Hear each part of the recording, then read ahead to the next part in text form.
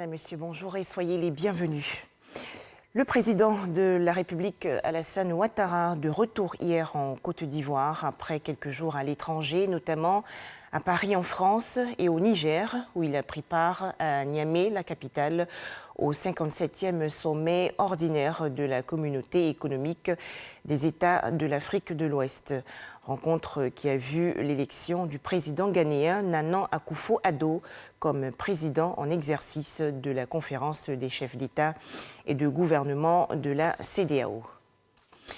Dans l'actualité nationale également, les échanges hier entre le ministre de la Communication et des Médias, Sidi Touré, et une délégation égyptienne. Les différentes parties ont évoqué les possibilités de coopération entre les médias d'État et de leurs pays respectifs.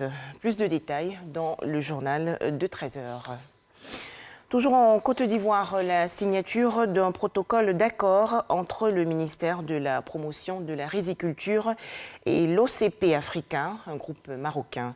Cet accord vise à redynamiser la filière rizicole ivoirienne, et cela dans le cadre d'un partenariat public-privé qui va s'articuler autour de 4 axes majeurs. Les explications de Cheikh Koné. La signature de ce protocole d'accord entre le groupe marocain OCP Africa et le gouvernement ivoirien à travers le ministère de la Promotion de la Riziculture ouvre une nouvelle ère pour la filière rizicole ivoirienne. OCP Africa est convaincu du potentiel de croissance du secteur de la riziculture en Côte d'Ivoire et souhaite mettre en place des solutions durables et novatrices permettant de lever les principales barrières de sa pleine réalisation. Nous pourrons fournir aux riziculteurs de pays l'ensemble des conditions nécessaires à l'augmentation pérenne de leurs rendements et revenus. Notre approche facilite l'accès à des intrants de qualité, au financement, à la formation aux bonnes pratiques et au marché. Les acteurs de la filière n'ont pas voulu se faire compter cet accord historique, des producteurs en passant par les semenciers jusqu'aux leaders de poules.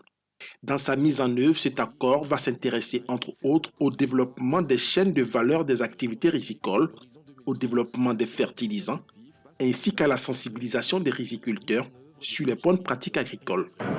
Être autosuffisant nous fait économiser 300 milliards.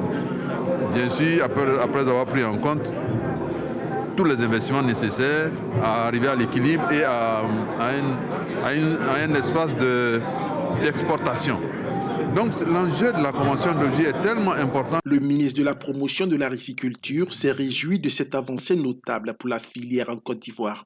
Une avancée qui permettra, selon lui, de basculer progressivement d'une riziculture traditionnelle de subsistance à une riziculture de marché moderne, performante et rentable. Actuellement, nous préparons déjà la campagne 2021. Donc on peut dire que cette signature résout le problème des engrais.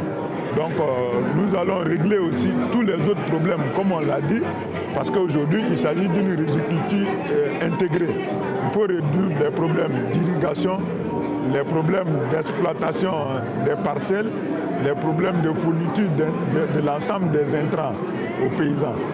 En Côte d'Ivoire, selon les statistiques, chaque Ivoirien consomme environ entre 45 et 70 kg de riz par an.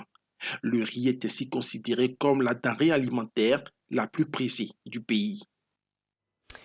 Le 57e sommet ordinaire des chefs d'État et de gouvernement de la communauté économique des États de l'Afrique de l'Ouest. Les travaux ont porté hier sur la situation au Mali. L'institution ouest-africaine exige un président civil de transition et un premier ministre au Mali, au plus tard le mardi 15 septembre prochain. Plusieurs pays africains subissent au jour le jour les conséquences de la saison des pluies. Par exemple, au Soudan, au Sénégal et au Cameroun, les inondations bouleversent le quotidien des habitants. Enfin, les Nations Unies veulent des investigations indépendantes et approfondies sur l'empoisonnement de l'opposant russe Alexei Navalny, crime très grave selon l'ONU. La haute commissaire aux droits de l'homme, Michelle Bachelet, a appelé hier à Genève la Russie à mener ses enquêtes ou à collaborer. Voilà, c'est la fin de ce flash d'information. 13h, le journal.